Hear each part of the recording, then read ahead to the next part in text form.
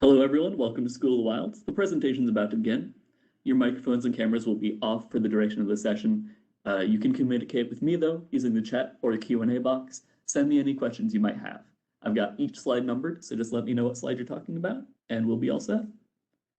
Okay, so my name is Peter Frank. I'm a naturalist at the Watershed Stewardship Center in West Creek Reservation. I've been working here for about a year now. I wanted to do a presentation really celebrating spring because it's one of my favorite seasons. So I did Spring Break for Wildlife. So it may not feel it given all of the snow that we just had, but spring has sprung. One of the primary ways we use to mark the beginning of spring is called the spring equinox, which was March 19th, a couple weeks ago. An equinox is the day when the number of hours of daylight is equal to the number of hours of nighttime.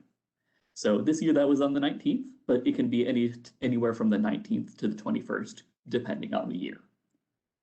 Interestingly, we actually won't have another equinox on the 21st for another 80 years. It's going to be 2101 next time we have a spring equinox on the 21st. Just a fun little fact. More often than not, though, it is on the 20th. This year was actually a bit of a novelty. But that's only one way to tell when spring begins. Another way that we mark off the beginning of spring is using the meteorological calendar. In other words, we just mark spring off as March 1st. And that makes spring a little bit more consistent. It's a little easier for companies that to work around. And it's also really good for scientists because it means that spring has a consistent start date and end date. It makes it really easy to compare data between years. We compare the temperature from, 2005 to the average spring temperature of 2021. Makes everything a little bit smoother. But those are really just human ways of telling when spring starts. Animals have a lot of really fascinating ways to mark off spring, and plants can tell the beginning of spring much better than other species in some ways.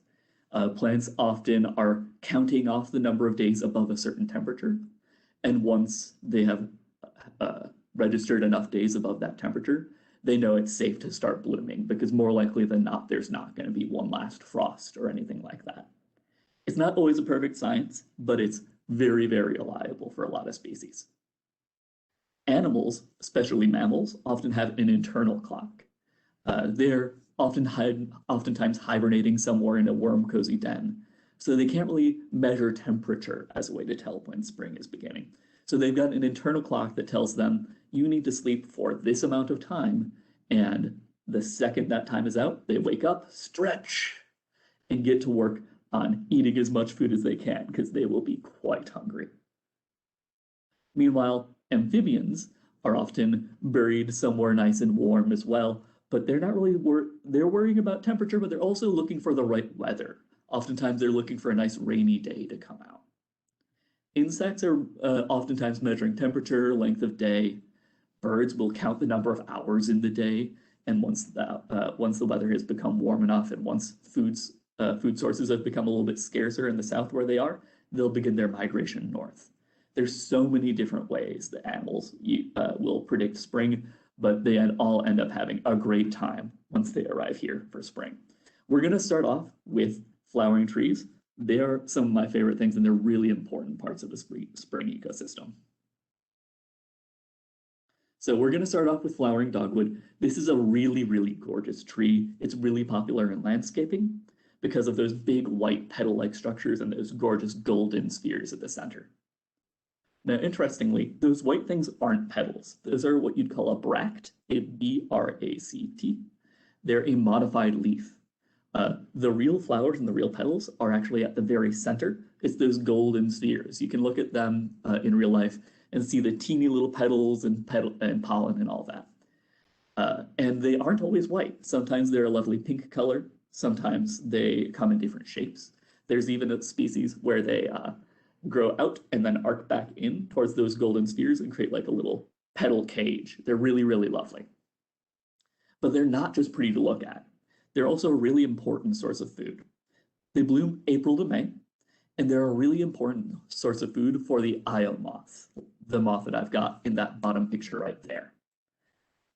They're what you'd call a host plant. Much like monarchs need to lay their eggs on milkweed, Io moths want to lay their eggs on flowering dogwood because it's the primary source of food that the caterpillar can eat. They can't eat all types of food, they need a specific plant. So those beautiful yellow and orange moths will fly around, find the right tree, lay their eggs all over it, and then go back about their business. And eventually those eggs will hatch, have a nice snack of leaves until it's time for them to become chrysalises and eventually moths themselves. They don't damage the tree, they're just two species that have adapted to each other and are really reliant on one another. But they're not just a source of food for caterpillars, they're also a great source of food for pollinators like bumblebees and spring asher butterflies that are looking for early sources of pollen to fill up their bellies after long hibernations or migrations. They really need these early sources of pollen because they're so hungry. Then, come autumn, these trees actually do produce a red berry. It's really waxy and it's not very tasty to humans, but not dangerous in any way. But they're really great for squirrels and birds who are trying to get as much food in their bellies as they can before winter. Now, flowering dogwood is not very tasty, but our next tree has a lot of great food uses. Eastern redbud is a gorgeous tree. They bloom March to April and have these really lovely, unique purple and pink flowers. You might have seen flowers like these in other parts of in other plants, maybe in beans or peas, because they are actually related. Eastern redbud is what you'd call a legume, a plant that produces a long cylindrical pod or fruit, similar to a pea pod or a bean. The fruits of Eastern redbud are a little more similar to snap peas. They're very thin and flat, with lots of little seeds. I've been told that the flowers are good in salads, boiled or fried, and I've also heard that you can dry out the seed pods or fry them. I've never tried it myself, but if any of you have, I'd love to get some recipes. Now, it's not just the flowers and the fruit pods that are edible. It's also the bark and the sticks. These are apparently used as a type of seasoning, oftentimes for game meat, to the point that in Appalachia, this plant has the nickname of spicewood. Now, they're not just tasty, they're also obviously quite lovely. They're so lovely that back in the time of George Washington, he would actively have them removed from the forests around his homes and have them planted on his property because he just liked them so much more than a lot of the other ornamental plants that were brought over from England. He thought it was lovely that they were native and so colorful. Now, these guys are all gorgeous, but I don't think I can talk much about flowering trees in the spring without talking about the granddaddy of them all, cherry trees. Brookside Reservation in the Cleveland Metro Parks is home to some of our beautiful Yoshino cherry trees. They're a breed of cherry tree from Japan that was donated to us by the Japanese Association of Northeast Ohio, and they are absolutely lovely. They bloom late March, early April. Last I checked was Thursday, and they were very, very, very close to blooming. That was the day that we had all that snow. That snow isn't going to harm them, but they are quite fragile trees. They only bloom for a few weeks, and if you are too rough with a tree or if it's very windy, those petals can blow away. So you do want to go and see them while you can because they're ephemeral, temporary. Japanese culture really values the idea of ephemeral beauty because they think it sort of represents life as a whole. It's beautiful and to be enjoyed, but only there for a short time, and that period, that end point, is beautiful in its own way. So that's why it's the Japanese Association of Ohio really wanted to share these plants with us. They wanted to share Japanese culture in that way, while also offsetting carbon footprints because they really wanted to plant as many cherry trees as possible and sort of offset carbon emissions. Now, these trees are gorgeous, and the animals will pollinate them and use them as a source of food, but they're not a native species. They are a species native to Japan, and not a lot of species in Ohio have really adapted to them yet. Whereas the black cherry, a native cherry tree, is a huge part of our ecosystems. Those are the flowers in the bottom right. They're a little less showy, but very, very lovely. Black cherry trees are tall and strong. They have very dark bark that look almost like burnt potato chips. For that reason, a lot of people say BC black cherry, BC burnt chips. They've got really sturdy wood that's good for furniture, They're a great source of food for birds.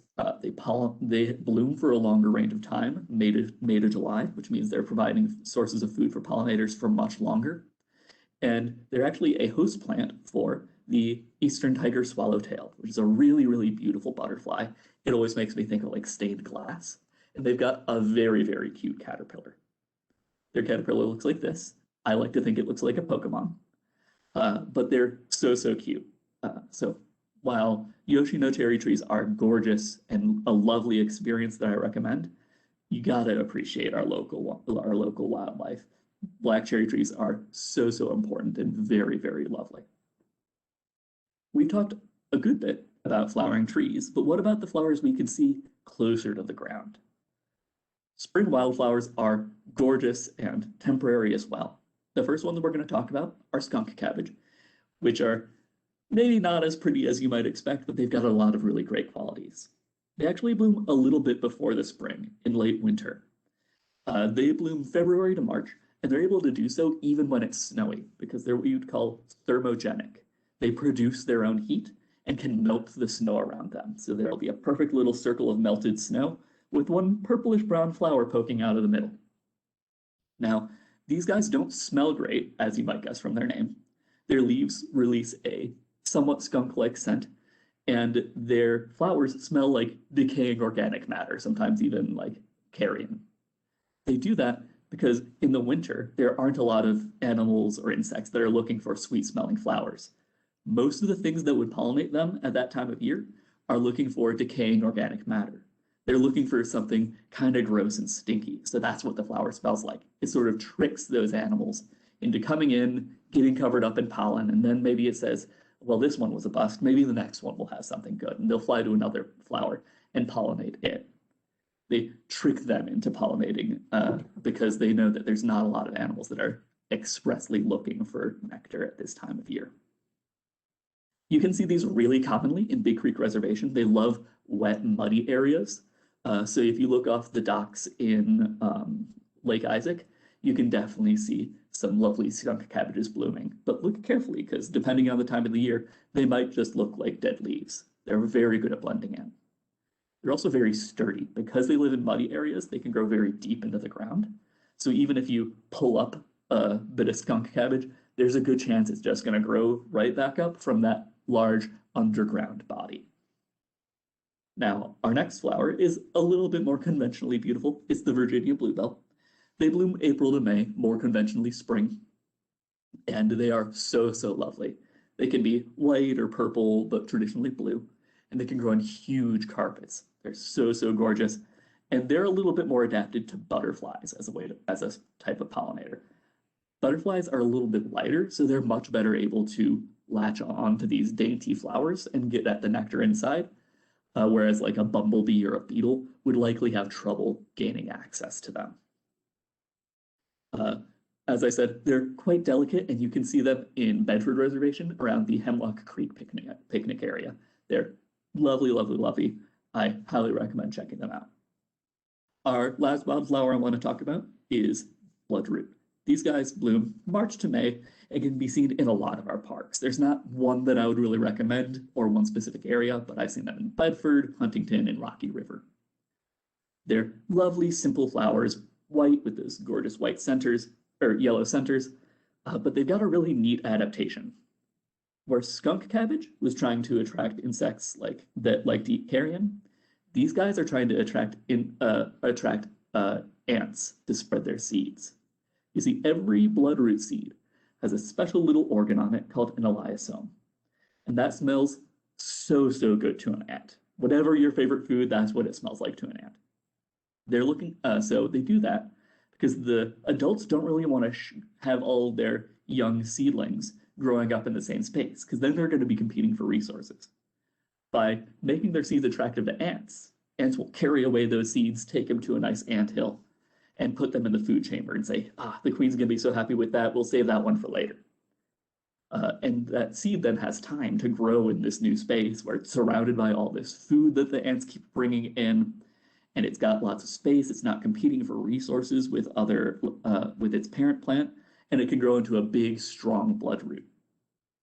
They're really, really unique, and I think that's such a cool adaptation. And their name isn't just there to sound cool. They do have a rusty red root that, if you crack it open, has a deep red sap to it that people used to use to dye clothes. It can be used as a natural dye.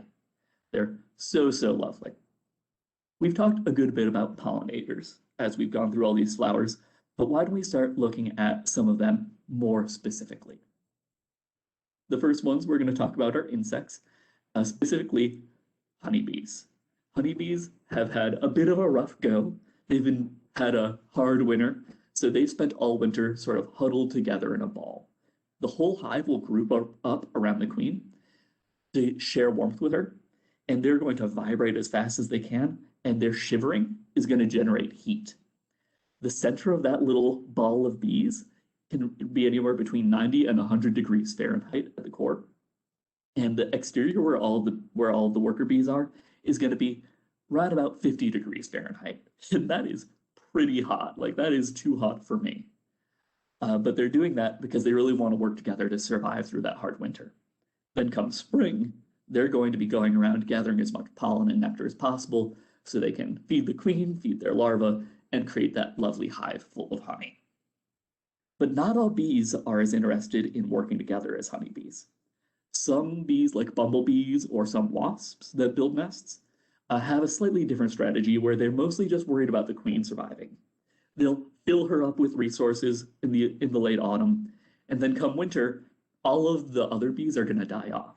But the queen is going to climb into the leaves below the tree, find a nice warm spot, and she's just going to hibernate through the entire winter.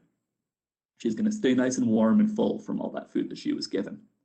Then come spring, she's going to wake up, stretch her little wings, and look for pollen or other sources of food. Then she's going to climb up in the trees and start laying eggs. And those will be the beginnings of her new hive. She'll keep laying eggs, they'll mature into adults, and they'll build her new hive, her whole new colony, and protect her and feed her throughout the remainder of the year. Periodically, queens will replace each other, but by and large, they're all about keeping that one queen going. Now, bees are lovely and important for pollinating our crops and for making our flowers nice and beautiful, but many people are not huge fans of them. So why don't we talk about something, a butterfly, an animal that's very charismatic. I'm going to talk about the mourning cloak. They're really gorgeous butterflies, and they're some of the first insects that you'll see in the spring. That is because they actually hibernate here all year round.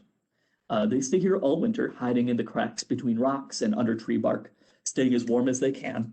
And the second it gets a little bit sunny and warm, they'll poke their heads out, flatten out their wings, and sun themselves to get warm. They need to get their heat, their body heat, from the outside, from external sources. So they will periodically poke out to warm themselves up. So it'll even be just like a warm, sunny day where in the middle of winter, where you'll still see snow melting and you'll see a butterfly flying through the sky, and it's a mourning cloak. They're really gorgeous, and they're some of the first butterflies you see in the spring. I love their dark red wings with that golden trim. These are some of the insects that are going to go for flowers like trillium and skunk cabbage, because they primarily feed on decaying organic matter more than nectar. Now, many people would take this as an opportunity to also talk about monarchs, because they're so beautiful and they've got an incredible reproductive cycle. But I'm going to talk about an insect that's a little less commonly discussed. We're going to talk about the common green darner, which is a butterfly, which is a dragonfly that is near and dear to my heart because it is so, so cool. They're about 3 inches long and 3 inches wide, and they are one of the bigger dragonflies still living to this day. They've got that lovely green body and often a blue tail. They can fly 35 miles an hour, and every year they go through an incredible life cycle where there are 3 generations involved. They are traveling 900 miles each trip, and they're eating mosquitoes the entire way. So I'm always going to be supportive of anything that eats mosquitoes. Starting with their story, we're going to start in a pond somewhere in the south, let's say Florida. So in this Florida pond, there's all sorts of little insect larvae swimming around. There's fish, there's all sorts of critters. But in there are some dragonfly larvae that have been sticking around for 2 to 3 years. They're finally old enough to start emerging from the water and shedding their skin to become fully grown dragonflies. They're going to stick to a leaf for a little while, like the one on our bottom right is, and they're going to do their best to dry out and get ready for their big trip. Because by February, they need to be flying north to find their next breeding pool. They're going to eat a little bit, and then they're going to start migrating north, flying 900 miles, 35 miles an hour, and they're not doing it in big groups like monarchs. They're flying by themselves at night, so they're a little bit harder to spot during the migration. They're going to find a nice pond somewhere. They're going to hunt for a little while, and then they're going to reproduce and finish off their life cycle. They're going to pass away. Most insects have pretty short life cycles once they reach breeding age, and common green darners are no different. But at that same point in May, when these guys are just arriving, a second generation is emerging from Ohio ponds. That second generation is going to be doing the same thing as the previous generation, but sort of in reverse. They're going to emerge, they're going to hunt a little bit, and then round about July, they're going to start migrating back south. They're going to find a pool somewhere in the south, roundabouts October. They're going to reproduce, and then they're going to pass away. But you might notice there's a lot of time between October and February. And I did mention there's a third generation. That third generation is going to stick around in the south the entire remainder of that year, reproducing and then passing away. So we've got one generation that emerges in February and flies north. We've got a second generation that starts in the north and flies south in July. And we've got a third generation that stakes in the south for the rest of the year. They're a really unique species that's got such a cool life cycle, and they know how to do all this stuff without being taught. I had to rely on my parents for so much, but these dragonflies know from the second they're out of the water that they've got to be flying to specific ponds in the north 900 miles away. It's so incredible. I really respect this species, and again, anything that limits mosquito populations is good in my book. But obviously, dragonflies aren't the only thing that migrate. A lot of bird species are going to be migrating north from their winter homes where to somewhere in the north where they're going to reproduce. And some of the main birds that people are looking for when it comes time for migration are warblers. Warblers are known for really distinct color patterns, beautiful singing voices, and a lot of them are really just stopping by, so birders love to look out for them. We're going to start off with the black and white warbler. This is a pretty common warbler. They migrate in from the southern parts of the United States, and they arrive late April. These guys are generalists, so they can live in most ecosystems, and they behave a lot like a woodpecker, which is interesting because their color pattern looks a lot like most woodpeckers, with the exception of not having any red. So these guys are going to climb all over trees, picking insects out from between the bark. They're not really going to peck holes, but they'll just pick out ants and things from hiding. These guys are quite territorial. They'll protect their tree quite consistently, chasing away other warblers, finches, chickadees, and nuthatches. These guys are tough little birdies that I love seeing because I think despite not having a lot of color, they're really unique. Our next ones are hooded warblers. These black and yellow ones in the center. They are so gorgeous, and they need a much more specific habitat than the black and white warbler. Where the black and white warbler can really survive in any ecosystem, these guys want a forest that's got vegetation from top to bottom. They want really dense canopy up top and lots of bushes down below, because they know they want to lay their eggs in the bushes and hunt up top. During the winter, the males and females actually live in very different ecosystems, where the males want to live high up in the trees in a nice dense forest, and the females want to live in the shrubs in a nice swampy area. So come spring, when it's time for them to get together, they make a compromise and live in a place that has both. Now, these guys really love to nest in greenbrier, nice thorny plants where they can protect their eggs from predators, because no one really wants to go diving through a bunch of thorns just to get a couple little chickies. For that reason, these guys don't tend to live super commonly in areas where there are lots of deer. Deer eat a lot of vegetation, especially on the ground level. So if there's a lot of them, they're going to destroy a lot of the habitat that hooded warblers would naturally want to survive in. So that's just a nice little thing. If you have one, you might not have the other. Last bird that we want to talk about is the yellow-rumped warbler. These guys are absolutely gorgeous. They've got those bright yellow spots on their wings, heads, and rumps. The color pattern that we have in Ohio is called the myrtle morph. There are two color patterns that you can find. The other one is called the Audubon's morph, and they prefer more mountainous areas. They've got nice slate gray blue bodies, the same yellow spots plus one more yellow spot on the underside of their chin. They're the same species, they can intermix, but they just live in very different areas, so they've adapted slightly different color patterns. But they're all gorgeous most of the year. So the males put on these beautiful mating colors to attract a partner. But once they have young, they don't want to keep putting all that energy into looking fancy. Once they've got their kids, they want to focus on staying alive and protecting their kids. So they put all of that energy that would be put into their appearance into getting nice and fat, keeping their kids alive, and just having a healthy life. So the males will end up looking a lot duller. They lose a lot of that blue-gray, the yellows become much more muted, and they look much more like a female warbler would. Now, we've talked a little bit about the sky, a little bit about plants and the things on the ground. Why don't we hop into the river? There's a lot of aquatic species that are doing a lot of fun things in the spring. So we're going to start off with macroinvertebrates. A macroinvertebrate is a aquatic insect larva, much like a dragonfly larva, that needs to spend a good chunk of its time in the water before it matures into an adult. The first one we're going to talk about is the Dobson fly, also called a hellgrammite. They've got that really crazy nickname, and no one really knows where it came from, but it stuck. They come out through the spring and summer, oftentimes after a rain event or a thunderstorm. We think that they are triggered by the vibrations caused by thunder to start migrating en masse. So if you're around a stream or a body of water, you might see all these little wrigglers crossing off into the woods, where they're going to become a chrysalis and slowly develop into their adult form. Now, I'll show you guys what their adult form looks like in a bit, but first we're going to move on to our next critter. Damselfly larvae are so cool. There's a million different species, and they can look pretty drastically different. You know, some are more flat, some are shorter and squatter, some look more predatory, whereas others are just tear up leaves for food.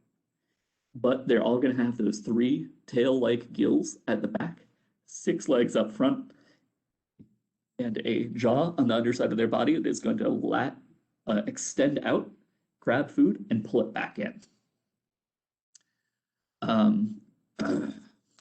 And they use that to catch food, much like how dragonflies do. They can serve a whole variety of different roles because they're very diverse species, but they're so cool. Now, the last macro we're going to talk about are caddisflies, which generally fall into one of two groups. They're either case makers or net spinners. They're sort of aquatic maggots or larvae that can produce a type of silk. Net spinners make that silk into a net that they'll cast out into the water, and that'll get all clogged up with all sorts of organic matter and little bits of leaves and all sorts of things. Then they're going to drag that net back in, eat everything they caught up in it, and throw it back out. They're going to be a lot more sedentary. They're going to try and stay in one place for their entire life. Whereas case makers are a little more mobile. They tend to make their homes out of silk and whatever materials are available, usually like rocks and sand or sticks and leaves, but artists have even tried putting these guys in amongst really decorative things like flakes of gold and jewels, and they'll even make their homes out of that. They're really cool critters, and the ones that make cases are sometimes even predators stalking along the bottom, just slowly crawling with their little mobile home on their back. Now, we've talked about what all these guys look like as larvae and what they're doing, so why don't we get into what they look like as adults? The first one we've got is the Dobson fly. That's a female Dobson fly. These guys can be pretty big, like a few inches, And they've got those solid-looking pinchers, but on the by and large, they are not interested in biting you unless you're messing with them. They're big and spooky looking, but their main goal is to reproduce. They want to lay as many eggs as possible because they are not long for the world. Once they reach this adult phase, they're going to die within a couple weeks. So they're going to find a male, and males have these ridiculously long pincers that they use to attract mates and fight with each other. They almost look like elephant tusks. They're so big, but they're completely useless. They're really just for fighting with each other and looking big and tough. But they're going to reproduce and then pass away shortly thereafter. So if you ever see a Dobson fly, take a picture, enjoy the moment, because they're not there for long. Our next critters are damselflies. This is an ebony jewel-winged damselfly. As opposed to dragonflies, they keep their wings vertical as opposed to horizontal. They're really, really gorgeous, and they're often predators of mosquitoes and other flying insects. And they are a little bit longer lived than most of these other species. These guys might stick around for a bit longer. Now our last ones are the shortest lived. These are the caddisflies. They go from these pudgy little wormy guys into teeny little flies that are really just going to reproduce. But they're a really valuable source of food for birds, frogs, amphibians, and a lot of fish as well, as they will often grab them as they're emerging from the water or even leap out of the water to grab them. On the same topic of fish, we're going to move on, and we're going to talk about a couple of game fish and one fish that you're probably not going to catch on a fishing rod. We're going to talk about the largemouth bass, the steelhead trout, and the rainbow darter. Largemouth bass are really gorgeous, and they're great fun to try and catch because they can be quite large. They've got those light green bodies with the dark green horizontal stripes. One thing that you might want to, that I always had trouble with is I'm not a fisherman. I needed to look up how to tell the difference between a largemouth bass and a smallmouth bass because they all just look kind of like a green fish to me. The easy trick is to look at the back of the eye. If you look at the back of the eye and draw a line directly down like that,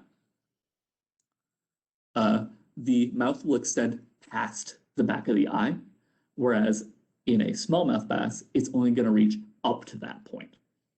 Another easy way to tell is largemouth bass have these horizontal stripes, whereas a smallmouth bass is going to have more vertical stripes instead. Now, hope you guys can all see all this beautiful art I'm doing. Our next critter is our next critter that we're going to talk about is the steelhead trout. Actually, before we get to that, I want to talk about where the largemouth bass likes to live. Largemouths are very pollution tolerant, we would say. They're very good at surviving in all sorts of ecosystems. They can deal with changes in temperature caused by humans. They can deal with changes in chemicals caused by stormwater runoff or trash. So they're very sturdy. You can find them in most bodies of water in the metro parks, including Byers Pond, Hinckley, and the Erie Canal. Meanwhile, other fish, like the steelhead, are a little bit less durable. Steelhead trout are pretty fragile species. They need cleaner water, and they're really popular with fishers. So the state of Ohio regularly has to stock our bodies of water with steelhead trout that we import in from California. They are a native species, but we just have to bring them back every now and then because they are so popular. They're relatives of rainbow trout, so sometimes they're quite colorful, but that is not always the case.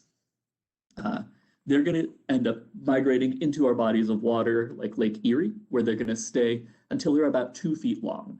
Once they're that size, they're old enough to start heading back to the streams in early spring, where they're going to spawn, lay their eggs, and hopefully head back to the lakes so long as they have the energy. Then those little small fry are going to stick to those rivers and streams until they're old enough to head back to Lake Erie. Now, as I said, these guys are a little less pollution tolerant than other species, but they're still more tolerant of pollution than rainbow darters. These are gorgeous little fish, a couple inches long, like maybe even an inch, and they've got those beautiful oranges and blue colors. They don't swim around in the middle of the water like most fish. They've got fins that are good for climbing along the bottom of the water of the river, They don't even have swim bladders, so they just sort of creep along, hiding between rocks in the shallower parts of the river. But these guys really need clean water. They're so small they can't really tolerate a lot of pollution, and they rely on a lot of sources of food that go away the second a stream stops being too healthy. So these are what you'd call an indicator species. If you're testing a stream and trying to figure out how healthy it is, if you see none of these guys, you know that something's up. Something's wrong with this stream because it's not clean enough to sustain really fragile species. A lot of people don't really realize that Ohio has beautiful species like the rainbow darter. They just assume like, oh, we live in the US, we don't have crazy colorful things. But they're just not looking close enough. If you're diving deep, you can really find some really beautiful parts of nature. You just got to look in the right places. Now, we're going to swim back up to the surface a little bit and talk about some waterfowl and shorebirds. A lot of these guys are migrating through, but they're not planning to stay. First off, I'm going to eliminate some of that beautiful art. There we go. Don't need that on our birds. Now, a lot of these guys are just migrating through, resting in our lakes and rivers, and then flying further north where they're going to lay their eggs. For example, the ruddy duck is one example of a bird that doesn't usually nest in Ohio, but they definitely are seen here, especially on Lake Erie. They're flying in from the southeastern U.S. and from the Pacific Northwest, and they're looking for a nice place to lay their eggs. They're diving ducks, so they like deep bodies of water. They dive underwater to search for their food. Now, these guys are really fun because often the moms are a little impatient when it comes to their babies. They don't really want to wait for their nest to be built. Instead, they'll sometimes lay their eggs in a neighbor's nest. It might not even be the same species of duck. They'll just find a nest that already exists and just like plop an egg in there. And then eventually they'll get to building their own nest where they'll lay a larger number of eggs, but they'll sometimes sneak one egg in somewhere else. They can do this because their babies are really, really independent and really able to take care of themselves. Those babies, the second they hatch, are able to feed themselves and really take care of themselves for the most part. They're gonna, those little ducklings are gonna plop into the water, find the nearest adult, doesn't really matter if it's their mom or not, and they're gonna follow her and a male duck, and those parents are really just going to act as sentinels. They're going to watch over the babies, warn them if there's something dangerous coming, but for the most part, the babies are just taking care of themselves. The parents don't even stick around for the full time. They'll leave before the babies even learn how to fly because they're quite independent little ducklings. That's not quite the case with wood ducks. This is a permanent Ohio resident. They really don't migrate out, but we see them a little less often because they tend to prefer really woody areas like wooded streams. They nest inside trees. So if you ever see a duck just chilling out in the middle of a tree, it's probably a wood duck. The males during mating season have these crazy dramatic head patterns. You can see it. You can see this guy has like a nice swoosh up and a dark red eye and a cool mohawk. And they're really dramatic looking. But much like those warblers we talked about earlier, the second they've got young, they're going to go through a phase called their eclipse phase. It's when they lose a lot of that colorful breeding plumage and look a lot more like a female duck. The main way to tell a duck is a guy is he'll still have this red eye and he'll have a red beak, whereas the female's eyes are going to be brown and they'll have a darker colored beak. They're really, really cool species and gorgeous. They're the second most common duck in Ohio, but gosh, if I don't love them. Interestingly, because they nest in trees, the little babies, when they hatch, have to jump out of the tree by themselves. But because they're so light, it doesn't matter how far they fall, they're not heavy enough to be harmed at all when they hit the ground. It's a cool, cute little fact. If you ever see ducklings raining from a tree, they're fine. They'll walk it off and end up in a body of water and love their life. Now, I mentioned that wood ducks are a little less commonly seen, but they're still more commonly seen than soras. Sora is a type of rail, a type of wading bird. These guys are the most common species of rail in the United States. They're in 49 of the 50 states. Only one they're not in is Hawaii. But they tend to hide in tall, green, aquatic vegetation. So they're a little bit harder to find. But they build really, really cool nests that are sort of cup-shaped. They're a little bit more vertical than they are horizontal, sort of like a little V. But they lay so many eggs that oftentimes they're just sort of piled up on top of each other like an ice cream cone. You can see in this lovely picture I'm drawing, and then the definitely great picture next to it that is just as good as my beautiful art. You can sort of see the shape of it, and they lay so many eggs. But I think their nests are really impressive because they're weaving all of these bigger branches and reeds together to form this cool structure. They're so constructive. I think it's very interesting. But those are our shorebirds. We're going to move on to one more aquatic species, and it's one that's pretty reliant on water for the duration of its life, but spends a good amount of time on land. We're going to talk about amphibians. Specifically, we're going to talk about wood frogs, the American toad, and the spotted salamander. All amphibians need to be in the water for the larval stage of their life, and they always need to be around water to some extent, because that's how they get their hydration through their skin, so they always need to be somewhat moist. Wood frogs are a very, very, very cool species. They're one of my favorite frogs. During the winter, they're able to do something truly insane. Most animals are so worried about the cold that they bury themselves really deep, or they look really carefully for a nice warm spot. But wood frogs, they bury themselves a little bit, but otherwise they're going to freeze almost completely solid. 65% of the water in their body will freeze solid, and they'll spend the entire winter like that. And then once it starts warming up, their body will thaw, and there will be zero damage to the rest of their body. You know, if I tried to do that, I would not do well, but these frogs make it look easy. They're going to wake up in the spring, and then they're going to start looking for a romantic partner. Toads are a little bit less sturdy by comparison. In a lot of ways, they are sturdier than your average frog. They are less reliant on bodies of water. They're more durable in a lot of ways. But come winter, the American toad needs to make sure that it's in a nice, warm, cozy spot. So it's going to dig down well into the ground, well below the freezing line, the point where the ground is still a little warm, the ice doesn't spread that deep.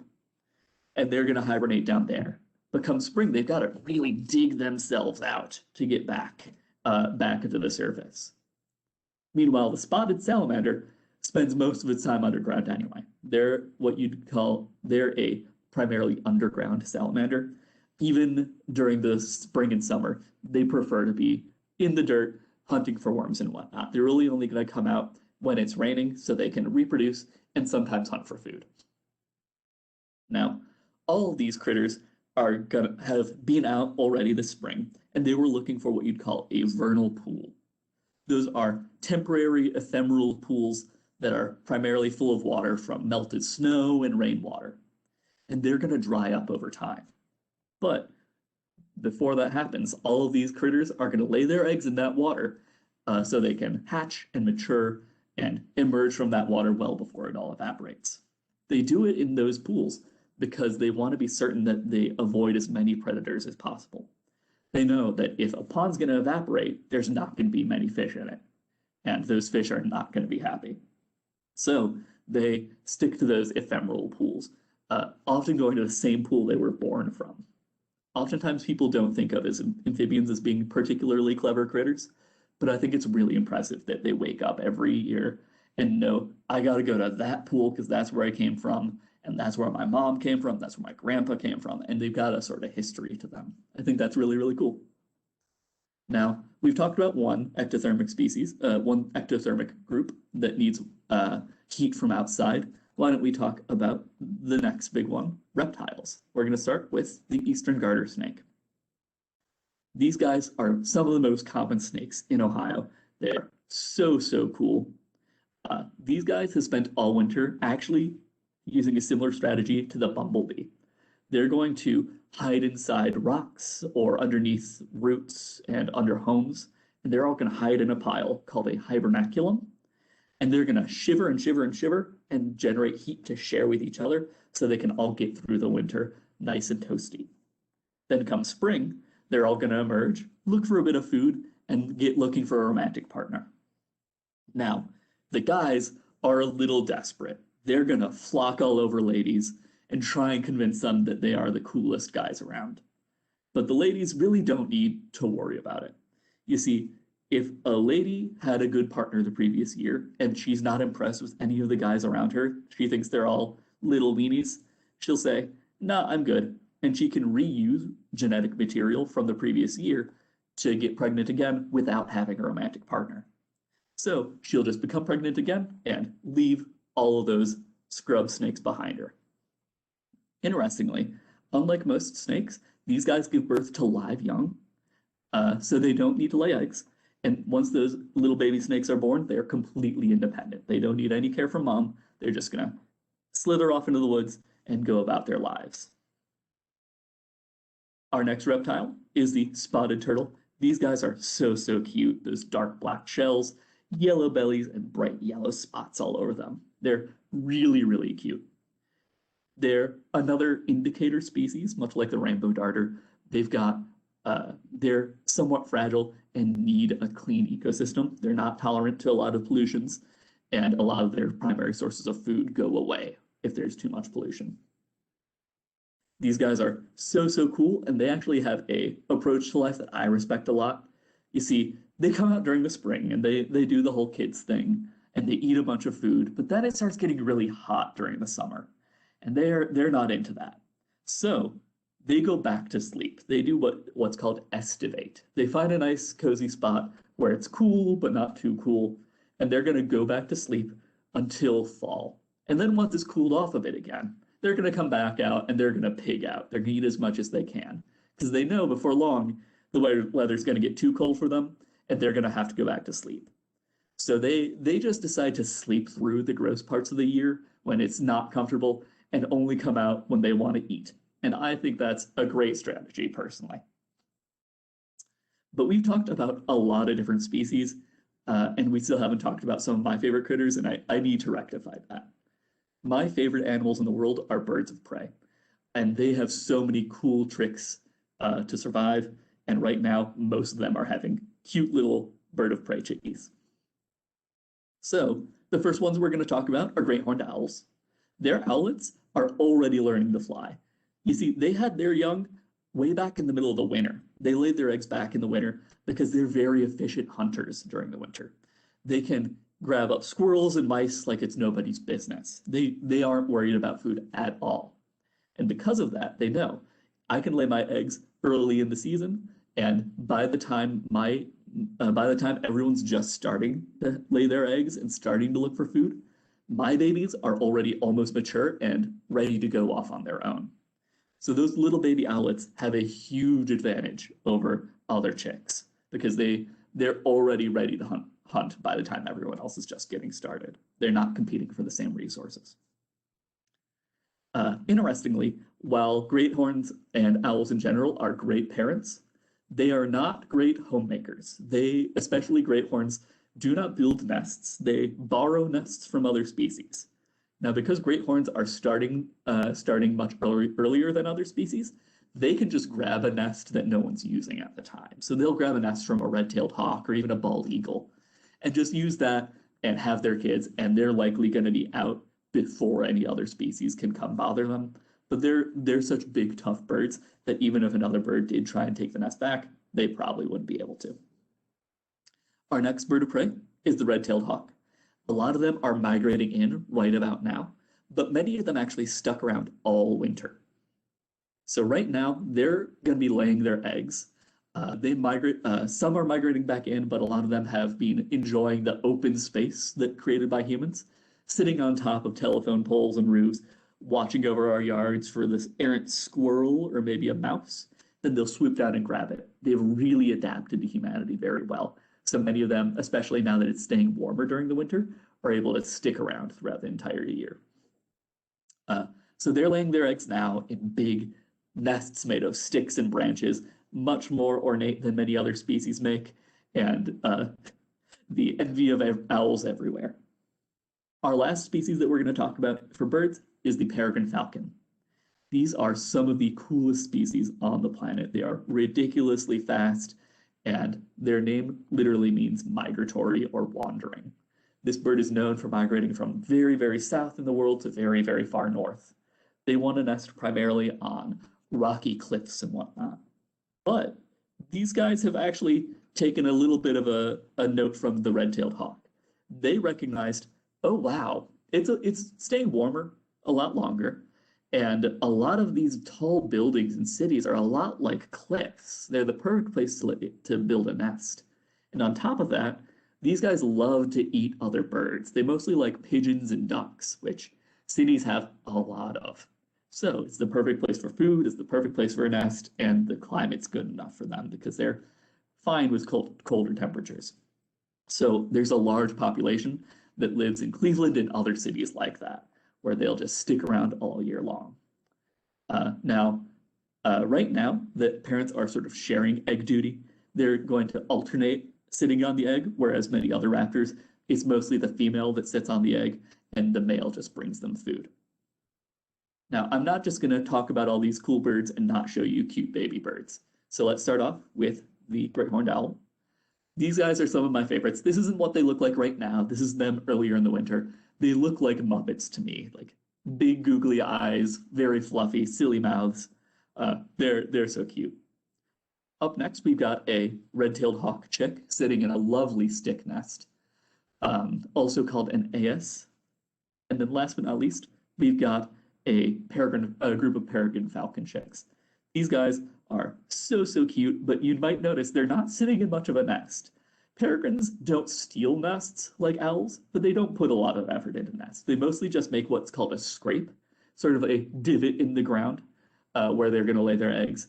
And they're mostly just going to line it with like, oh, I preened this feather out. Let's put that there. They're really not going to build much of a nest, though. So they often take advantage of nest boxes made by humans, or they'll find a nice cliff face with like a ledge over top and a nice ledge to lay an egg in, and they'll just lay their eggs there where it's nice and safe. We've talked about a lot of species, but I think it's time we finally got to the groups that are a little bit closer to humans. We're going to talk about mammals. Specifically, we're going to start with bats and deer. So this is the big brown bat, but I'm going to use this as a way to talk about bats in general. Bats are so cool. Right about now, the ladies are pregnant and they're getting ready to have their kids. Here in the East, they have generally 2 at a time, twins, but some species choose to have just one big baby, and they'll take extra good care of it. The little brown bat, which is, as you might guess, like this but smaller, will have one pup a year, but that pup is going to weigh 1/3 of the mother's body weight. So she's got to carry this big pup around with her, flying through the sky trying to grab food, and there's just this like hefty little baby clinging to her belly. After a little while, she'll leave her pup back in the cave once it's a little bit more independent and bring back food for it. But bats are so cool. They spent the winter hibernating in big groups, similarly to snakes and bumblebees, but they don't need to worry as much about shivering to stay warm. They've chosen a nice cozy spot. Some hibernate in big colonies, some are a little bit more isolated, but generally they do love cave areas. Now, these guys are dealing with a bit of a problem. There's a fungus spreading around that's invasive called white nose fungus. It is sort of a fungal skin infection that harms bats. It wakes them up from hibernation in the middle of winter because they're like, if I'm itchy and my skin's so gross, they've got to clean themselves off. And they've got to spend all this energy waking up from hibernation, cleaning themselves off, and then they've got to try to go back to sleep. And oftentimes, they don't have enough energy to go fully back into hibernation, so they go back out looking for food. But it's the middle of winter. There's no food around for a bat. So a lot of colonies are dying out because they're waking up too early. Some species are able to manage it by not living in such close colonies, which hampers the spread of the fungus, whereas others are just a little bit more efficient about how they hibernate. So waking up a couple times in the middle of winter is less of a big deal to them. But a lot of species that are smaller and more tightly packed are having a huge trouble with this. So The main way the parks are managing this is we're very carefully managing who can enter their caves. This fungus is primarily spread by humans entering a cave, getting it on their boots, and then walking over to a different space, entering a different cave, and leaving it there.